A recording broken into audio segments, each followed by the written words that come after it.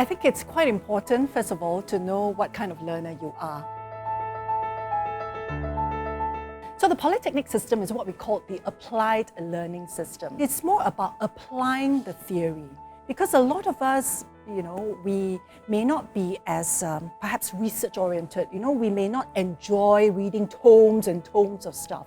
But in terms of making that learning come alive by doing, and because we're so connected to industry, really that's another remit of the polytechnic. These are real-life issues that are thrown at us. So if, I may use a very colloquial term, it's not play. It's not, I suppose, people from my generation, the masak kind of thing. It's the real stuff. When you create solutions, when you work on projects, they actually go out to the industry partners who would then come back and give you feedback on how you've done. So that's really, the real connection between theory and practical. I think it's important to start early on, not just at the point where you finish your O-levels, you get your results.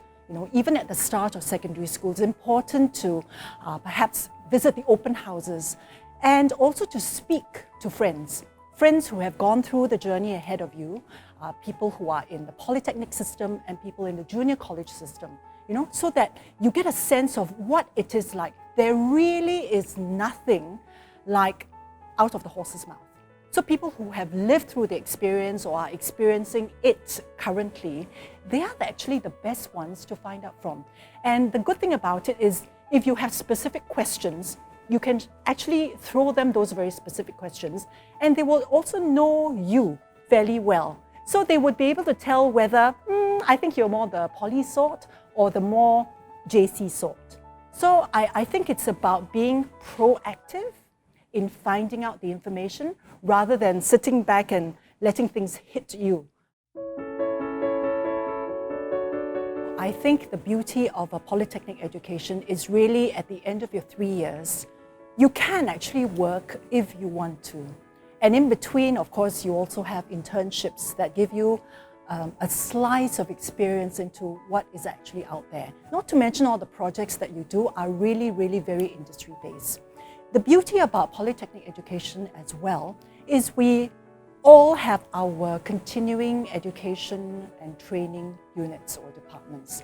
So it's not as if it's 3 years and then nothing. Even here in Poly, we introduce you to what next. After your 3 years, you have all these wonderful skills future programs that you can go into. And I think it's very important to have this continuing growth or continuing mindset approach, because it's not just 3 years and full stop, as I said. It's about having to renew, re-energize, refresh your skills, because the world is changing so quickly. Because even if you're in the program, within the year, within the 3 years, definitely things would have changed. The industry would have changed. So there's always a flux of industry coming in, telling us that this has changed. And then we would then adjust the curriculum to make sure that before you leave that 3-year program, you will be clued into what is already happening there.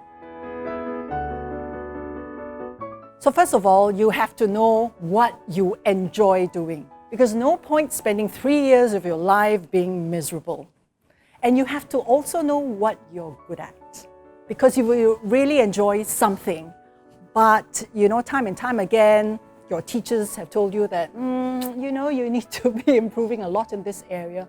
You need to think a lot harder about, do you want to put in more effort in this? Or do you want to consider something else that, you're also passionate about and also are good about? So I will put them both together, what you're passionate about and what your strengths are, what you're good at. Because if you're good at something, you enjoy doing it, you're good at something, and that's probably one of the, or two ingredients of success. I suppose there is some misconception about if I come to Poly, I cannot go to uni. Well, that is a misconception, because quite a large proportion of our polytechnic students do go on to university. But I do want to say that nowadays there are so many pathways, and some want to go on work-study programs. So they study, it could be a degree program, it could be another certificate program, and then they work at the same time. So really, the world is your oyster.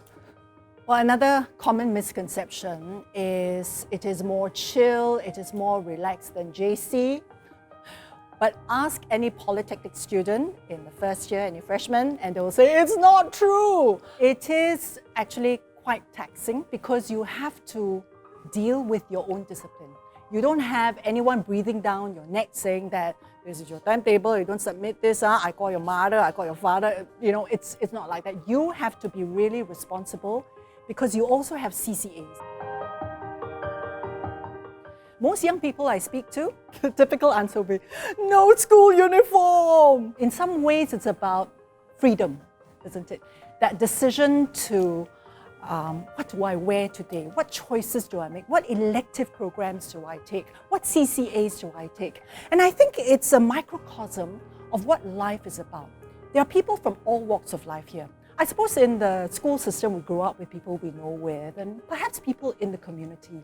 But by the time we come to poly, it's really like, it could be anybody. So that's the beauty of it, to actually be exposed to different ways of thinking, different characters. And very often, someone who comes in year one, I see them at year one, and I see them at year three. Wow. Sometimes I don't even recognize them because they've just matured so beautifully.